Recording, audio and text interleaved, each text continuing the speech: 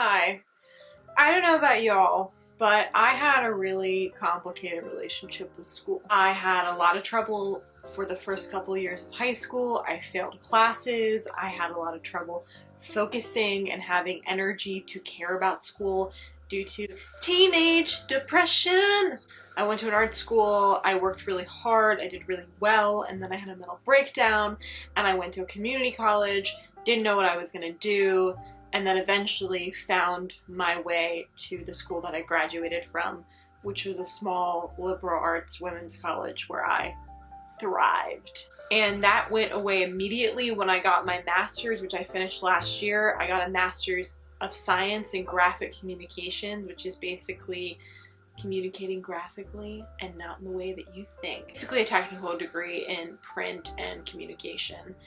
And I found that all of those good vibes that I had encountered and accrued in my undergrad English literature degree were not there when I got my master's. Later, almost a year later from that whole experience and almost a year into working professionally, I have come to romanticize my undergrad even more so somehow.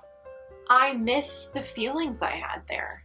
I miss the aesthetic, if you will, of being someone who studied for a living. I mean, that's an incredibly privileged life that I had those 2 years. I was working on schoolwork, I was studying, I was having intellectual conversations for fun. I felt like I was living through a movie, and when it ended, even though school could also be very difficult and trying, especially socially for me, I longed for it. And it's gotten especially bad since I became a working professional and I stopped working towards the career that I have now and wanting that feeling of freedom back. Also, quarantine has really added to that feeling, and watching people study on YouTube, like study vlogs, have added to that too. So on that note, I wanted to look at some books that I read during my undergrad.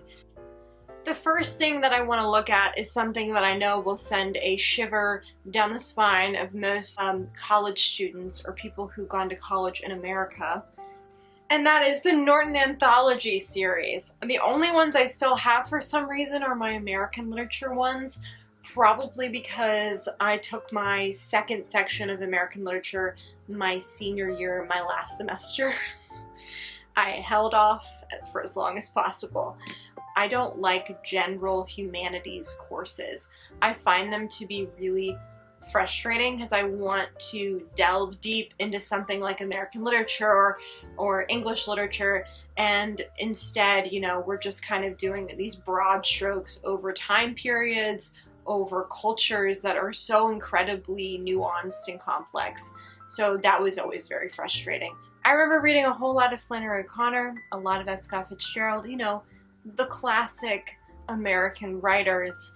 I also read a lot of James Joyce in my English lit classes, but probably the one work that I remember reading the most and studying the most through my entire English lit degree program was To Autumn. I read To Autumn in like 4 different classes, which is so funny because as much as I like that poem, I don't see it as particularly complex. But we also read that poem in my poetry classes because it was a great poem to break down. But yeah, Seasons of Mist and Mellow Fruitlessness, am I right, ladies? Betty. Season of mist and mellow fruitlessness. Oh, fuck me, I love Keats. Thing I want to talk about is something wildly different from that, getting into more of my specific courses that I had to take or enjoyed taking. My first semester of my course when I transferred was a modern women's fiction class. We read so many great books in that class. We read Station 11, Night Film, Americana, but we read 2 books in that class that I genuinely was obsessed with. Everything I Never Told You by Celeste Ng, which I think everyone has read at this point. Adored reading this book. Really enjoy the conversations we had about this book. A lot of them I don't remember. And then we also read The Woman Upstairs by Claire Messad, which this book has haunted me. since I read it. It is about a woman who becomes obsessed with this couple, and it's so brutal and it hurts. But if you like books about like troubled women, does that make sense? I don't know. Women who have secrets, women who are complicated in a really visceral way. This is just an amazing book, and I don't think enough people have read it. It's also really beautifully written and weird and trippy in parts. One of my favorite classes I took, and a class that I half failed in, was another honors college class that I took called Chemistry and Mystery, which was a class that took a chemistry, forensic science portion, and then the other portion was mystery novels and English lit. So we'd read a mystery novel and then we would learn the chemistry behind what had happened. I did so poorly in the chemistry class and did so well in the English class that I got a C. But it ended up being really important for me because I read some of my favorite books that I have ever read. We read Agatha Christie. We also read one of my favorite authors of all time, Dorothy L. Sayers, who I ended up writing a paper about for a research grant. In this paper, I ended up comparing her famous speech, Are Women Human?, and this book, Gaudy Night, by comparing the way Dorothy Sayers talked about feminism and the role of women in the world with her character Harriet Vane. She's somebody who has a career, she sleeps with men when she's not married to them, she doesn't want to give up her career for a man. It's a really interesting power dynamic, and it's interesting especially because Dorothy Sayers' views of feminism were kind of complicated. She both very much agreed with a lot of it, but did not like the word feminism and did not agree with the way that people were talking about it. So it's really interesting to take someone who's in this kind of first wave feminist movement and didn't really want to be a part of it, but really showed those ideas in her character Harriet Vane, and it was a really fun paper to write, and I have a lot of tabs that are color-coded. I really loved this paper, and I miss writing it all the time. Another class that I took that was really important for research was a January term class I took called World War I Literature, where we read stories about people who had experienced World War I. I think we read like 8 books and a lot of poetry over like a 5-week period, but the book that ended up being really important to me was the book that I wrote my senior seminar paper on, which was The Razor's Edge by W. Somerset Maugham. This is a book about a guy who has post-traumatic stress disorder from World War I. He loses his best friend when he's over there, and he ends up leaving his friends and family and going on a spiritual journey across the world. There's problems with colonialism with this book, definitely. I wrote my paper on masculinity and the way that masculinity is portrayed. I think my paper was called something like Circumnavigating Masculinity in W. Somerset Maugham's The Razor's Edge, which is a very snotty title, so you know it's academic.